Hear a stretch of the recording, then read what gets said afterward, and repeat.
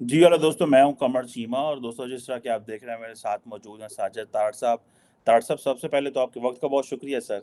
My pleasure, Chimala. Thank you so much. ताड़ साहब, एक वक्त हुआ करता था कि हम कहते थे कि कोई थर्ड पार्टी आएगी और पाकिस्तान और इंडिया के दरमियान मामला ठीक करवाएगी। अभी मैं देख रहा था कि यूएस स्टेट डिपार्टमेंट के जो स्पोक्स पर्सन है मैथ्यू मिलर, उन्होंने कहा है जी कि हम अर्ज करते हैं भारत और पाकिस्तान के कि वो डायरेक्टली बात करें। ताड़ साहब, इंटरनेशनली कभी ग्लोबल कम्युनिटी और पर्टिकुलरली जो ग्रेट पावर्स और अमेरिका जैसी सुपर पावर है, वो कभी इतनी वल्नरेबल तो नहीं हुई, इतनी कमज़ोर तो नहीं हुई कि वो किसी दो मुल्कों को कह ही ना सके कि आप मिलके बैठ के बात करें। और हमारी तो बात फिर यही है कि हमने अफ़गानिस्तान में बड़ी कुर्बानियाँ दी हैं अमेरिका के साथ मिलके और इत्तेहादी फ़ौजों के साथ मिलके। और अब हमारी हालत ये है तारड़ साहब के अफ़गान नेशनल्स इतने को इस्लामाबाद में आ गए हैं कि क्राइम्स, मर्डर, डकैतियाँ, रॉबरियाँ, बड़ा कुछ जो है वो पाकिस्तान में जो है वो इस्लामाबाद कैपिटल में हो रहा है। आप कैसे देखते हैं अमेरिका इतना बेबस क्यों हो गया कि वो इंडिया को ये कह ही नहीं सकता? और हमारे वज़ीर-ए-आज़म यहाँ बार-बार चीख रहे हैं कि इंडिया से बात करनी है और अमेरिका कहता है कि आप खुद बात करें, हम नहीं करा सकते। चीमा साहब, इसके बारे में मैं सबसे पहले तो बताना ये चाहूंगा कि अमेरिका इस वक्त अपने अंदरूनी इंतशार का शिकार है। आज मैं अभी आपसे बात करने से पहले देख रहा था, इस वक्त सारा मीडिया जो है वो डोनाल्ड ट्रंप की इंडाइटमेंट के ऊपर इस वक्त तवज्जो दे रहा है। अमेरिका के अंदर हिस्ट्री बन रही है, एक प्रेसिडेंशियल कैंडिडेट है जो कि वो अपनी कैंडिडेसी अनाउंस कर चुका है, पोल्स में इस वक्त सबसे आगे आ रहा है। मैं खुद एक लीगल कम्युनिटी के साथ अटैच होने के बायस मैंने कई जो सीनियर लॉयर्स हैं जिनका मैं तो पर प्रैक्टिस नहीं करता हूं, जो उनकी राय है कि they haven't seen in the history of America कि एक अमेरिकन प्रेसिडेंट को क्रिमिनली चार्ज किया जाए। आज क्रिमिनली चार्ज हो रहा है और उसके बाद ये है, लेकिन इसका खौफ क्या है, क्या वजह है? उनके ऊपर जो क्राइम है वो उनके कहते हैं जी कि वो सेंसिटिव डॉक्यूमेंट साथ ले गए थे, बराक ओबामा साथ ले गया, हंटर बाइडन के गराज से निकली है। बार बार डोनाल्ड ट्रंप कहते रहे कि इन्होंने बल्कि चाइना टाउन के अंदर इनका कोई कॉन्डोमिनियम था, इनका अपार्टमेंट था, इन्होंने वहां पे रखे। उसके बाद ये कि हिलरी क्लिंटन ने बहुत ज्यादा ईमेलें जो है वो उसने डिलीट कर दी थी, किसी को इंडाइट नहीं किया गया। 6 जनवरी पे अटैक, इन्होंने कहा है कि 6 जनवरी पे इन्होंने कोशिश की है, इन्होंने ये किया है, वो किया। ब्लैक लाइव मैटर अंतीफा ने व्हाइट हाउस पे अटैक किया था, वहां से अभी तक किसी को अरेस्ट किया गया? उसको कोई अरेस्ट नहीं। हंटर बाइडन का जो लैपटॉप है वो एफबीआई के पास पड़ा है, पिछले 3 साल से उन्होंने खोला आज तक। उसमें से विसल ब्लोअर्स आ चुके हैं आईआरएस की तरफ से, जहां यूक्रेनियन जो है वो सामने आ चुके हैं, वो अब विटनेस आ चुके, किसी ने हाथ लगाया उसको। तो दर हकीकत अगर देखा जाए तो अमेरिका में इस वक्त क्या हो रहा है? अमेरिका में democracy is in decline continuously, journalism has been vanished, media enterprise ने उसको रिप्लेस कर दिया। कम्युनिज्म है, वर्क फ्रॉम होम क्या है? एक सोशलिज्म की फॉर्म नहीं तो क्या है? इंफ्रास्ट्रक्चर क्रिपल हो चुका है, सोशल सर्विसेज पे पैसे लगाए जा रहे हैं, ये सोशलिज्म नहीं तो क्या है? गवर्नमेंट आपको बता रही है कि कौन सा टीका लगवाना है, कितने बजे लगवाना है, कहां जाना है, कहां नहीं जाना है। ये क्या? ये सोशलिज्म नहीं तो क्या है? दूसरा ये है कि हंटर बाइडन, आज आज का कारोबार उसका मैं बताता हूं। वो है bye education he is a lawyer. वो आर्ट बेचता है। आर्ट क्या बेचता है कि तस्वीर लो, 8 लाख डॉलर की तस्वीर ले लो तो जो दिल चाहे किसी फेडरल कमीशन में आ जाओ। सारी दुनिया को पता है ये आर्ट वाला ये बंदा नहीं है, वो नशे ही आदमी है। वो नेवी से निकाला गया था नशे की बेस पे।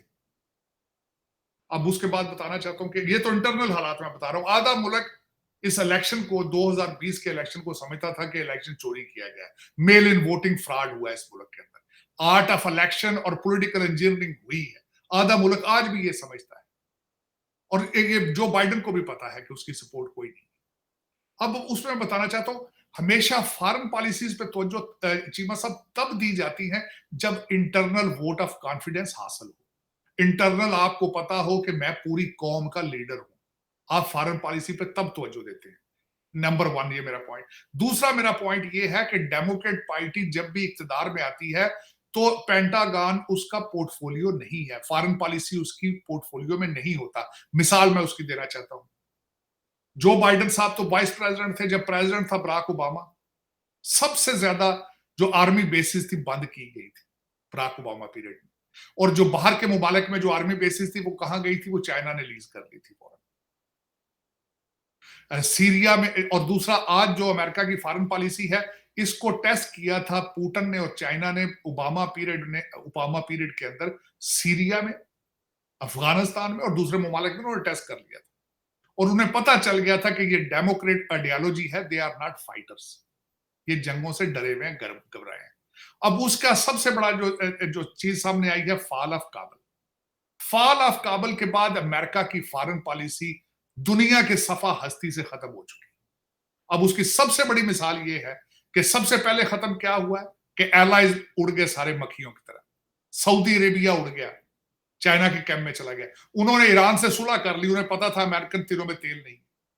उन्होंने सीरिया से सुलह कर ली, अरब लीग में उसको ले आए वापस, उन्हें पता था अमेरिका तिलों में तेल नहीं। यमन के साथ उन्होंने सुलह कर ली क्योंकि उन्हें पता था कि अमेरिकन तिलों में तेल नहीं। दूसरा, मानरो डॉक्ट्रिन, जो कि एक बहुत बड़ा डॉक्ट्रिन था कि हम अपने बैकयार्ड में किसी सुपर पावर को एंगेज नहीं होने देंगे। अब उसका देख लें, क्यूबा के अंदर रशिया अपनी आर्मी बेस बना के, इनकी आर्मी बेस जो फ्लोरिडा में है, फोर्ट बायर में, उसको वहां से बैठ के वो सुनना चाहते हैं, और ये इनके पास ताकत नहीं है क्यूबा का कुछ कर ले। ब्राजील, अर्जेंटीना, मैक्सिको सारा कुछ छोड़ के चाइना में चला। तो इन हालात में आप क्या समझते हैं कि ये आप भारत को, अब मैं अगली बात बताना चाहता हूं, भारत के साथ इनके रिलेशनशिप, ये भारत के साथ इनके डिप्लोमेटिक या ये उनके कदमों में पड़े हैं, ये उनके कदमों में पड़े हैं इस वक्त अमेरिकन। आपसे ये बात खुद भी अगर करेंगे अमेरिकन, तो भारत से इजाजत लेके करेंगे, ये इतने कमजोर हो चुके हैं। अब मैं उसकी वजह बताता हूं। कल परसों मैंने खबरियां पढ़ी है कि अजय बंगा साहब ने world bank is becoming an Indian bank, उन्होंने क्या किया, आते ही सारे 5-6 जो ऊपर सारे रिप्लेस करके अपने भारतीय निजात उन्हें रख लिया। उसमें आईएमएफ के अंदर ग्रिप इनकी भारतीय। आपको आईएमएफ कर्जा देता है तो इनसे पूछ के देता है भारतीय, आपके जो लोग हैं। इस वक्त 300 पॉलिसी रिलेटेड अपॉइंटमेंट्स हैं व्हाइट हाउस की। तो आपका क्या ख्याल है कि ये कह सकते हैं आपको कि हम बात कराते हैं? ये मैं हैरान हूं, इसका रिएक्शन हुआ होगा ये स्टेट डिपार्टमेंट ने जो कल इसने बयान दिया जिसकी आप बात कर रहे हैं, इसकी शाम को इसको उन्होंने खींचा होगा कि what the hell you talking about, ये क्या मजाक कर रहे हो? कॉन्सिक्वेंसेस इसके हुए होंगे, इन्होंने पे किए होंगे। कैमला हैरिस है, कैमला हैरिस को छोड़ दे, मैं तो वॉशिंगटन डीसी में बैठा हूं चीमा साहब, मैं तो डेली बेसिस पे एक्सपोज होता हूं इंडियन इन्फ्लुएंस को वॉशिंगटन डीसी में। आप सोच नहीं सकते, मेरे लफ्ज ये कोड कर लें, अमेरिका बाप से बात करेगा, किसी से भी बात करेगा एशिया के अंदर, तो भारत से इजाजत लेके करेगा। उनको बता के नहीं, इजाजत, डिफरेंस है किसी को बताना कि मैं बात करने लगा हूं और किसी से कहना कि can I talk to them, ये सिचुएशन। और इस सर्कमस्टांसेस में आप कहां हैं? आप तो खैर, मैं सबसे बड़ी बात यह है कि आप पाकिस्तान के अंदर ही सीरियस नहीं है, बाहर आपने क्या करना है? मैंने अगले दिन मैंने कहा था कि खुदा रहा, ये अपने डिप्लोमेटिक मिशन बंद कर दो यार, खर्चा बचाओ, सिर्फ 3-4 एम्बेसियां रखो, अब शनाख्ती कार्ड, पासपोर्ट तो ऑनलाइन भी बन जाते हैं, क्योंकि उनका अमल दखली को नहीं। देखें, 2 चीजें, एक्सपोर्ट करने के लिए आपके पास कोई प्रोडक्ट नहीं है, इंपोर्ट करने के लिए डॉलर नहीं है। फॉरेन पॉलिसी, जहां से डॉलर आ रहे होते हैं वो फॉरेन पॉलिसी होती, तो फिर आपके एम्बेसडर वहां बैठ के क्या कर रहे हैं? कोई है मुझे जवाब, बंदा कोई कन्विंस करे, नहीं जी हमारा डिप्लोमेटिक मिशन बड़ा सक्सेसफुल चल रहा है, इनकी प्रोडक्शन क्या है, हमारे मिलिट्री अटाशी वहां पे क्या कर रहे हैं? कोई है? तो स्वाय अपनी कम्युनिटी के, अपने पाकिस्तानी डायस्पोरा को आसपास बुला के कभी उनको आम खिला देते हैं, कभी उनको मेरा मकसद, क्या ये मजाक है यार? ये बंद करो, 4-5 एम्बेसियां रखो अपनी, बाकी सारे घर ले जाओ, इनको जाके कहो यार इतने बैठ के गाने शाने गाया करो। चीमा साहब, दर हकीकत आप सीरियस नहीं है अभी तक। मैं सिर्फ उस दिन कहूंगा मैं उस दिन बताऊंगा कि पाकिस्तान तरक्की वाली साइड पे गया जिस दिन अकाउंटेबिलिटी का प्रोसेस शुरू होगा, जिस दिन ईसीएल के ऊपर 10,000 लोगों के नाम होंगे, और जिस दिन एक कोई ईमानदार अकाउंटेबल बंदा जो है वो बिठाया जाएगा, जो cross the board accountable, cross the board, अभी तक आपके मुल्क से प्राइवेट जहाज उड़ रहे हैं थैले डॉलरों के लेकर, पाउंडों के लेकर, और उनको पूछने वाला कोई, अभी तक ये हालत है। तो फिर आप ये बताएं कि आपको अमेरिका से, आपने भारत से बात करके करना भी क्या है। मैं बात बताता हूं, जिस स्टेटमेंट की आप बात कर रहे हैं कि शहबाज शरीफ साहब ने अगले दिन स्टेटमेंट दी है, वो मिनरल वाले बैठे हुए थे उसमें इवेंट के अंदर, और खासकर इंग्लिश में उन्होंने स्पीच दी। मैंने उनकी बॉडी लैंग्वेज और सामने चाइनीज और वेस्टर्न मीडिया बैठा था, वेस्टर्न डिप्लोमेट बैठे थे, आर्मी चीफ साहब बैठे थे। इतराज ये उठाया जा रहा है कि ये जी, बाकी सबसे बड़ी बात ये है, शहबाज शरीफ साहब के घंटे रह गए कितने, 55 घंटे के, 56 घंटे के, 70 घंटे उनकी प्राइम मिनिस्टरशिप है, नंबर 1। दूसरा मेरा पॉइंट ये है, आपका पोर्टफोलियो ही नहीं है भारत के साथ रिलेशनशिप डिस्कस करना, आपका पोर्टफोलियो ही नहीं। ये बात तो करनी चाहिए थी आर्मी चीफ साहब को, जो डिफेंस के जो इंचार्ज है डिफेंस के, उनको करनी चाहिए थी। और तीसरी बात ये है कि ये बातें आप पहले भी करते रहे, जब आईएमएफ से किस्त लेनी होती है आपने, जब आपने आईएमएफ से मीटिंग करनी होती है, आप पहले भी इस तरह का कोई टूटा फूटा बयान फेंक देते हैं, इसका रिकॉर्ड मौजूद है। पिछली दफा भी आपने जब आईएमएफ के साथ टेबल पे बैठे थे तो आपने इसी तरह का बयान एक छोड़ा था। लेकिन इसके लिए इस वक्त सबसे बड़े बैरियर्स क्या हैं, ब्लॉकेजेस क्या हैं दोनों मुल्कों के दरमियान? Trust factor. अब वो ट्रस्ट फैक्टर को रिस्टोर करने के लिए आपको क्या करना चाहिए? सबसे पहले तो बैकडोर चैनल डिप्लोमेसी शुरू होनी चाहिए, एक दूसरे के खदशात खत्म होने चाहिए। उनको सबसे ज्यादा एतराज है कि कश्मीर के अंदर आप पोकिंग करते हैं, हाफिज सईद के साहब के बारे में उनको एतराजात है, पहले तो उनको सेटिस्फाई करें। मैंने आपको कहा था जब हमारे बिलावल साहब जा रहे थे, अगर सिंसियर होते, जब ये गोवा जा रहे थे, एक बहुत बड़ी अपॉर्चुनिटी थी, क्योंकि वहां ब्लास्ट हुआ था दूसरी साइड पे, और they were accusing Pakistani interference in there. एक गोल्डन अपॉर्चुनिटी थी कि उसको डिफ्यूज करते, जाके शवाहिद साथ लेके जाते कि we are not involved, but opportunity was missed. आज भी ये सियासी बयानों से रिलेशनशिप नहीं बनते। चीमा साहब, जब कौमें इस तरह नहीं होती, आप जब मोदी साहब आ रहे थे तो आप बैकडोर डिप्लोमेसी के साथ यूएई के अंदर बैठ के सारा कुछ अजीत डोभाल के साथ सारी डीलिंग करते रहे। आपको उस तरह सीरियस लेना होगा। उनके नेशनल सिक्योरिटी एडवाइजर को बुलाएं, अपना को बंदे भेजें, उनसे इस तरह बात करें। ये एक पॉलिटिकल सी स्टेटमेंट फॉरेन डिप्लोमेटों के सामने बैठ के, या चाइनीज उनको बताने के लिए, या आईएमएफ वालों को सिर्फ सुनाने के लिए कि देखें जी वो यार हम बात करें, इस तरह बातें तो नहीं होती ना। और दूसरी बात ये है, बात करना आपकी मजबूरी है, भारत की मजबूरी नहीं है। वो आपसे 100 साल आगे जा चुका है। उनका $600 बिलियन उनका नेटवर्थ है इस वक्त, फॉरेन एक्सचेंज है उनका, तो उनको क्या जरूरत है भाई? और जिन अमेरिकनों को आप सुनाते हैं आईएमएफ, वो they are going above that, they are going above it. जिस कंट्री के अंदर 4 presidential candidate Republican, 4 presidential candidate Republican Indian descent के हों, सेकंड जनरेशन, उनको पाकिस्तान की जरूरत है उनके साथ डिप्लोमेसी की? मेरा ये क्वेश्चन है। मैं डेली बेसिस पे, आप सोच नहीं सकते, मैं निकी हेली से तो नहीं इंस्पायर्ड इस वक्त, वो भी प्रेसिडेंशियल कैंडिडेट है, लेकिन Vivek Ramaswamy, he is a star. बल्कि मैं सोच रहा हूं in the future, if I am planning, I am thinking to, इस अभी तो नहीं, ultimately my commitment is to some other presidential candidate, लेकिन in the future I want to work with them. मैं डेली बेसिस पे जाता हूं, public speaking में जाके हर बंदे को ये बताता हूं कि ही इज अ स्टार। अब कभी सुने उसकी बात? $900 मिलियन नेटवर्थ है, the guy is 35 years old, और उसकी बातें सुने, इंटेलेक्ट, सोल्यूशन ऑफ अमेरिका। तो आप बातें करते, और हमारे डायस्पोरा में देखता हूं अपना फर्क बड़ा ही है। खैर वो तो जहाजों पे आते हैं टिकट लेकर डिग्रियों के साथ, हमारे तो किश्तियों में आते हैं, आधे रास्ते में डूब जाते हैं, आधे पहुंच जाते हैं। उन्होंने पहुंच के करना भी क्या है? क्या यहां कर लेते हो, क्या कर लेते हो? दुख के साथ मैंने तो अगले दिन ट्वीट भी एक की थी कि मेरा क्वेश्चन है कि आज तक कोई माई का लाल पैदा इधर क्यों नहीं हो रहा यार? क्या बात है? कोई डेफिशिएंसी है, कोई डीएनए प्रॉब्लम है, क्या प्रॉब्लम है? ये आपका क्या ख्याल है? हमारे हार्वर्ड में से पाकिस्तानी नहीं पढ़ रहे, येल में से पाकिस्तानी नहीं पढ़ रहे, सेकंड जनरेशन यहां हमारे नहीं, हमारे भी हैं, लेकिन है क्या? क्या है? क्या है? तो बताए ना मुझे, कोई एक स्टार खड़ा, कोई बोल रहा हो, कहीं खड़ा हो, मैं इंप्रेस हूं उससे, उसके आइडियोलॉजी से। यहाँ पे हमारे भी एक दो वो हैं स्पेयर पार्ट वाले, वो क्या है? वो अपने आप को पाकिस्तानी करवाने से भी वो पीछे हट गए। हमारे भी हैं 2-4 टूटे फूटे जहाज लेके फिर रहे हैं यहाँ पे, लेकिन मैंने आज तक उनके never have felt their presence to begin with as a human, forget about it कि उन्होंने प्रेसिडेंशियल कैंडिडेट बनना। मैंने तो आज तक उनको एज ए ह्यूमन नाम ही नहीं सुना। लेकिन दूसरी साइड पे जरा मैं कोशिश करें, मैं अपने आपके देखने वालों को, ये मेरी मेरी रिक्वेस्ट है कि please Google Vivek Ramaswamy YouTube पे, उस बंदे की सुने, बातें सुने, उस पर सिलेक्शन ऑफ वर्ड, जो सीएनएन पे आके सीएनएन के एंकरों को चुप करा देता है। उस बंदे की वजह से वो एक कांग्रेस एक बड़ा सीएनएन का एंकर था, उसकी जॉब खत्म होगी इसकी वजह से, क्योंकि इसने उसको लाजवाब कर दिया था, विवेक रामास्वामी। आई विश कि कोई दूसरा, कोई और भी बंदा पैदा हो विवेक रामास्वामी जैसा, और भी कोई बंदा पैदा। लेकिन चीमा साहब, मैं अगले दिन खैर करता, दुख वाली बात है ये तो, खैर आप कह रहे हैं कि बात करेंगे भारत से, बातें इस तरह तो नहीं होती, आपको सीरियस होना पड़ेगा पहले पाकिस्तान के लिए, पाकिस्तानी बनना जरूरी है आपके लिए। आज भी देखें आपके मुकद्दर के सौदे तो, आपके मुकद्दर के सौदे तो दुबई में हो रहे हैं, अफसोस वाली बात।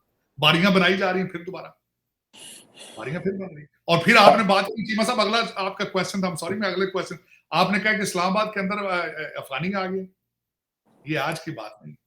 हमारे पिछले जो लॉर्ड रशीद साहब थे, शेख रशीद साहब, उन्होंने फरमाया था कि 5000 से ज्यादा तालिबान की फैमिलियां इस्लामाबाद के आसपास हैं।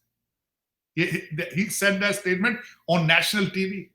जब आपके भाई तालिबान वहां जीते थे, जीते तो खैर जीतना उन्होंने क्या है, जब उन्होंने टेक ओवर काबुल किया था तो उन्होंने यहां से कहा था कि 5000 तालिबान की फैमिलियां इस्लामाबाद के आसपास बैठी।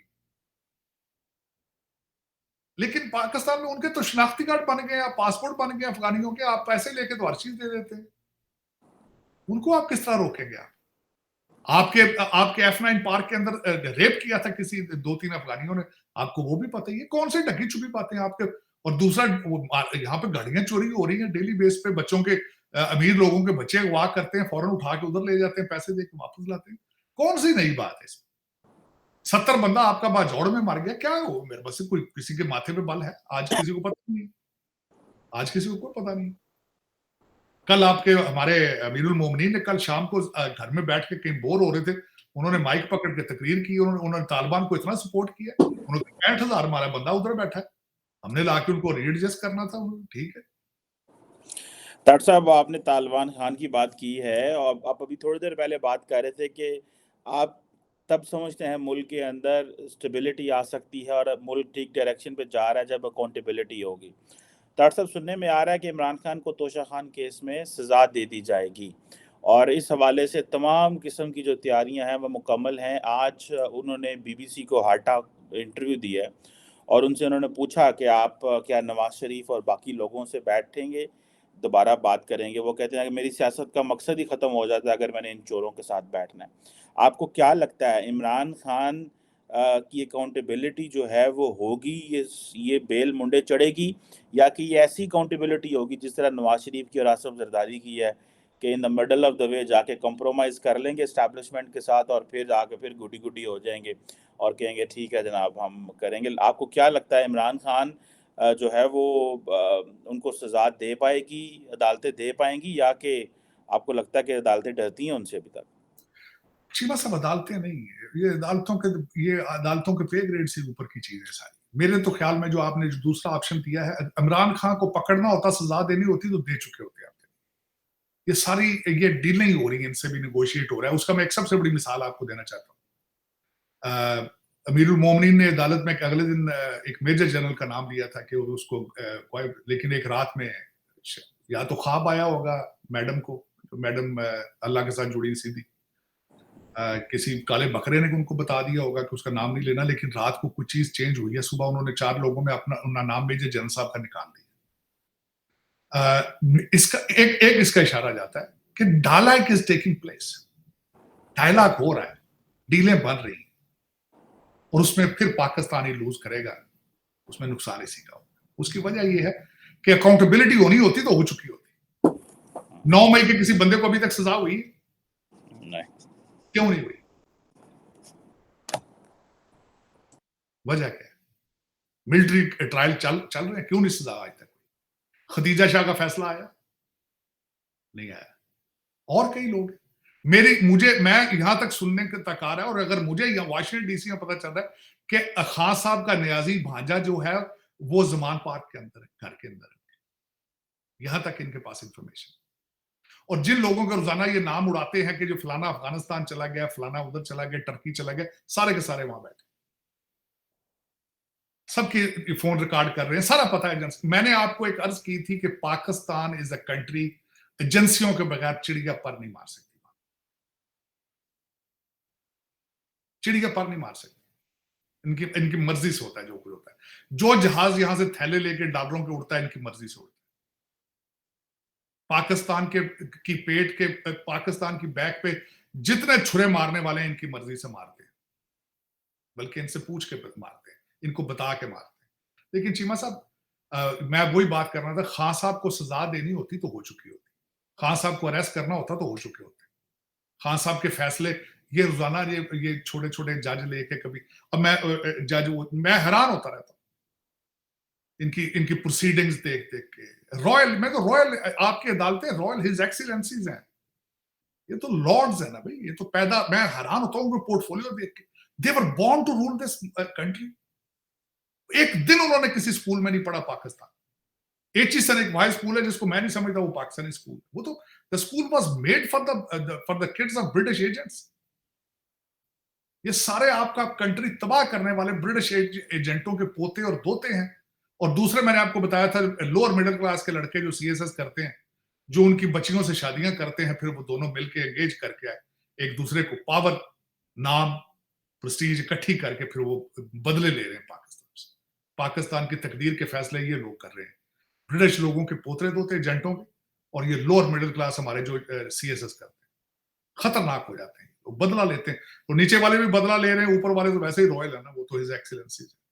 तो ये, और लेकिन एक बात है, मुझे इस बात का नहीं गिला, 76 साल में कोई मर्द मोहम्मद पैदा ही नहीं हुआ। 25 करोड़ लोगों में से एक बंदा नहीं है यार जो कि मैं पाकिस्तानी हूं, पीछे हट जो मैं पाकिस्तान बचाने लगा, कोई एक बंदा यार, not a single person in power. पता नहीं, मैं कई दफा हैरान हो जाता हूं। किसी को कोई शौक नहीं है लेगेसी का, किसी को शहादत का कोई शौक नहीं है कि मैं मर लगा पाकिस्तान वास्ते, हट जाओ पीछे। एक बंदा यार, एम्बैरसिंग। मैं कल किसी से बैठ के बात कर रहा था, फिर बात आ जाती है, कहते भारत के साथ क्यों कंपेयर करते हो। चीमा साहब, मैं एक आपके साथ प्रोग्राम करना चाहता हूं, अगला प्रोग्राम, कि भारतीय पंजाब के अंदर उन्होंने करप्शन किस तरह रोकी, किस तरह रोकी आज के दिन में उन्होंने भारत के अंदर, पंजाब के अंदर आम पार्टी ने पंजाब में करप्शन किस तरह रोकी है। ये क्वेश्चन मार्क है। मैं पूरा इस पर रिसर्च कर रहा हूं, पूरा एक प्रोग्राम करूंगा। और मुझे कल, मैं किसी के साथ डिस्कस कर रहा था, तो मुझे किसी ने बताया कि मोदी साहब ने करप्शन के ऊपर लीड किस तरह रखी हुई है। मैं उसके ऊपर मैं ये सारे इसके शवाद इकट्ठे कर रहा हूं, पूरा प्रोग्राम करूंगा। एक मिनिस्टर, फेडरल मिनिस्टर करप्शन में इन्वॉल्व था, मोदी साहब उसके घर गए थे डिनर करने के लिए। डिनर बैठने से पहले उन्होंने फाइलें लगा के टेबल पर रखी, उन्होंने कहा ये तुम्हारा लड़का ये कर रहा है। खाना नहीं खाया, उन्होंने कहा ये लड़का अपना रोका, मैं जा रहा हूं, मैं सिर्फ ये बताने आया। थोड़े जो बंदे कोई नहीं यार, 76 साल हो गए, पता नहीं मामा जम की रही है। सारे सौदेबाज, फराडिये, धोखेबाज, मनी लॉन्ड्रर, फराडिये सारे। मैं फराडिये 18 डिग्रियां ने हार्वर्ड दियां, कैम्ब्रिज दियां, ऑक्सफोर्ड दियां, ते पुछो ते की ने जनाने सारे अपनी मां के कपड़े फाड़ रहे हैं। 76 साल से शर्म नहीं आती इन्हें।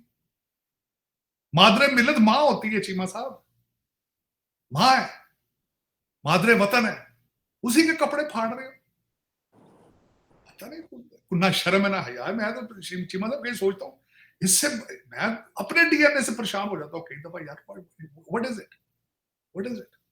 चलो, लेकिन चीमा साहब, मुझे अभी तक, मैंने बताया, मैं उस दिन प्रेडिक्ट करूंगा पाकिस्तान का फ्यूचर जिस दिन अकाउंटेबिलिटी शुरू होगी, जिस दिन 10,000 बंदों का नाम ईसीएल में होगा और उसे कहा जाएगा कि पैसे दो, अगर लंदन फ्लाई करना है तो जाना है तुम्हें बाहर। ताड़ साहब, वो तो आपने खुद ही तो देखा है कि वो एफबीआर के चेयरमैन ने कहा है कि मैं अगर टोबैको वालों को हाथ डालता था तो वो आज पीटीआई वाले आ जाते थे, कहते थे हमें हाथ ना डालो। मैं साउथ पंजाब में टैक्स की बात करता था तो शाह महमूद कुरैशी 40 एमएन लेके मेरे पास आ जाता था। मैं डीएचए को टैक्स करता था, बाजवा साहब कहता था ना करो। मैं क्वेटा को बलूचिस्तान में, तो फिर ताड़ साहब फिर ये फिर गल ये ना करना, ये गल्ला कर मैं हैट ऑफ। मैंने आपको कहा था आपके पिछले प्रोग्राम में कि शब्बर जैदी पंजाबी, मेरा दिल जीत गया वो, मेरा दिल जीत, मैं उसका मुरीद हो चुका हूँ Shabbar Zaidi, regardless what kind of human he is. National TV पे उठ के उसने बैठ के बात की, उसने सिस्टम और आपकी कौमियत और आपकी हर चीज के मुंह पे तमाचा मारा, उसने कहा this is what you are, this is what. आफरीन, आफरीन, शब्बर जैदी आफरीन। मैं कहता हूँ my hat off to that gentleman, I swear to God, मेरा हीरो। उसकी एक बात ने मेरा दिल जीत लिया, उसने कहा कि ए पे एज नेशनल टीवी, अब कर लो, जान लो पीछे जो करना है, डिनाई कर। मैंने आपको पिछले दफा कहा था किसी को एतराज है तो डिनाई करे उसको, नहीं जी शब्बर जैदी गलत कहा गया, मेरे जैसे बंदे को पता चले नहीं यार साडे कोई हैड बंदे यार ईमानदार है, पता नहीं की यूनिफॉर्म पाते ने की डिग्रियां लेंदे ते मेरे तो समझ तो बाहर, मैं तो कंफ्यूज तो नर्वस। मैंने बताया कि मेरी सारी एजुकेशन में चीमा साहब मैं सारा दिन पढ़ता लिखता रहता हूँ, मुझे शौक इन चीजों का, हिस्ट्री का और दूसरी चीजों का। जब देखता हूं, मैंने आपको बताया कि मैं नाइजर के बारे में जब आर्टिकल पढ़ता हूँ उसमें से पाकिस्तान नजर आना शुरू हो जाता है, नाइजर में से पाकिस्तान नजर आता है। श्रीलंका आपसे बेहतर लग रहा है मुझे, वहां तो सिर्फ एक फैमिली थी ना राजा बक्सा की, आपकी तो सारी सियासत ही राजा बक्से की, सारी पार्टी राजा बक्से की, सारी स्टैब्लिशमेंट ही राजा बक्से की। वहां तो एक फैमिली थी ना, राजा बक्सा गया तो बाद में ठीक कर लेंगे, हाईली एजुकेटेड पीपल है सारे श्रीलंका, छोटा सा मुल्क। आपका क्या बनेगा, आपका क्या फ्यूचर है, आप तो सीरियस ही नहीं है। और दूसरा रिजवाना का देखता हूँ स्टोरी, तक देखता हूँ भावलपुर की, तो आप मुझे सोसाइटी और इंसान ही नहीं लगते। 12 साल की बच्ची के दोनों बाजू तोड़ सकता है कोई लिविंग ह्यूमन, और अभी तक उसका कोई फैसला, कोई कुछ भी नहीं हो सकता। मैं गारंटी कर देता हूँ रिजवाना को इंसाफ नहीं मिलेगा, मैं गारंटी कर देता हूँ। भावलपुर यूनिवर्सिटी के गरीब लोगों की बच्चियों को कोई इंसाफ नहीं मिलेगा, नहीं मिलेगा, क्योंकि पहला ये ना पहला और आखिरी हादसा है। हम लोग हम शेम प्रूफ हो चुके हैं, हमारे जमीर खत्म हो चुके हैं। बच्ची किसी की रेप हो रहा होता है, बंदा मार रहा होता है, तो पास खड़े होकर वीडियो बना रहे होते हैं। कौन होना नहीं जानते दिन छड़ साडा की वो हमें पुलिस से गवाहियां देनियां पै जानियां। चलो चीमा साहब, और यही एक वजह थी, एक फंडामेंटल रीजन ये थी मेरी यहाँ पे अमेरिका में आने, फंडामेंटल रीजन। अदरवाइज मेरे कई दफा मेरे बच्चे मुझसे पूछते हैं कि daddy why did you come to Pakistan, why you move to US. मेरी ख्वाहिश थी कि I want to live with the civilised society, humans जिनको कहा जा सके, मैं उनके साथ। लेकिन ये कि चीमा साहब दुख होता है, मादे मिलत है, दिल खून के आंसू होता है। अल्टीमेटली मैं दूर से नजर आता हूँ पाकिस्तानी, मैं खाने पाकिस्तानी खाता हूँ, जुबान पाकिस्तानी बोलता हूँ, मेरे रगों में खून है पाकिस्तान का, लेकिन पीछे माजी देखता हूँ, हालात उनके देखता हूँ, शर्मिंदगी, पता नहीं क्या है, कोई हल नजर नहीं आ रहा, बिल्कुल मायूसी, गहरे बादल। और पता नहीं फिर हाफिज साहब को कौन सी चीजें रोक रही हैं, क्या कौन सी बड़ी मजबूरियां हैं कि अभी तक करप्शन चल रही है, को वो किसी ने हाथ नहीं पा रहे। आयता सुनाई जाते ने, पर हाथ नहीं पाते, पता नहीं कि वो खास मजबूरी है, तार साहब वो एक आर्टिकल है उनका जाहिद हुसैन साहब का डॉन में, वाई पाकिस्तान इज फेलिंग, वो पढ़ने वाला है। और वो कहते हैं कि एक एलीट है सिविल और मिलिट्री में बैठी हुई, बेसिकली जो नहीं चाहती कि रिफॉर्म्स जो है वो ना हो, और उनकी वजह से जो है वो स्ट्रक्चरल रिफॉर्म्स नहीं हो रही, और वो कह रहे हैं दैट इज़ द रीज़न कि हम फेलिंग स्टेट की कैटेगरी में आते हैं। और अब आप इमेजिन कर लें कि वो जो एलीट है वो उसने डोमिनेट किया हुआ पाकिस्तान का पॉलिटिकल सीन, वो कानून साजी अपनी मर्जी की करते हैं। वो कहते हैं जब हमें खतरा हो तो सड़कों पे आ जाओ, तो जो तुहानू खतरा हो तो बोला देना तुसी। मैं मेरे ख्याल है मैंने सुना है उनका, वो हूद भाई के प्रोग्राम ब्लैक होल में आए थे, और जाहिद हुसैन साहब बड़े अच्छे राइटर हैं, उन्होंने बड़ी बुक्स भी लिखी हैं मैंने जिसमें। पढ़ा था। लेकिन चीमा साहब, लेकिन हैं तो पाकिस्तानी, कितने होंगे, कोई रोकने वाला नहीं पैदा हुआ, कितने कितने होंगे, हैं तो पाकिस्तानी, हैं तो मुसलमान ना। या तो मुझे ये भी बताएं, नहीं फ्रेंच ने, वो जो जिस क्लास की बात कर रहे हैं जाहिद साहब, वो फ्रेंच है, वो जर्मन है, उनका मजहब इस्लाम नहीं है।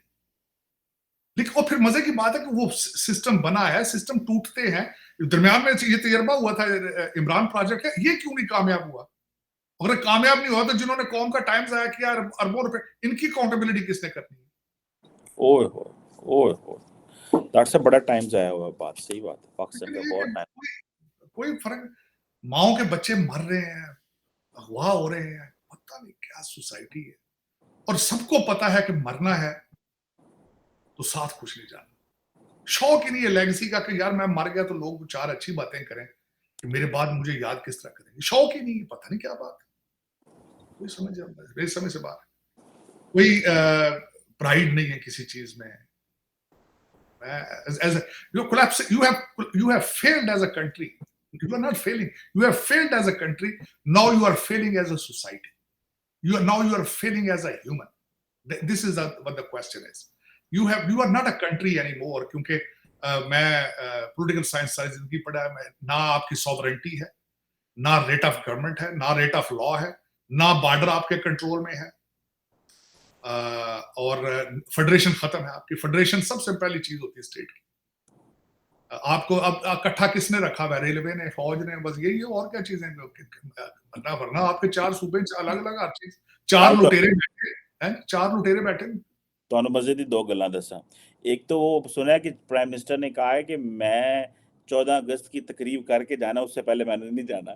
एक तो ये बड़ी इंटरेस्टिंग चीज़ है। आज एक बड़ी मज़े की बात है वो कि इस्लामाबाद में किसी पुल का इफ्तिताह करने गए शहबाज शरीफ साहब, तो उधर वो उन्होंने कहा जी कि ये जो है ठेका जो था ये रेलवे को दिया।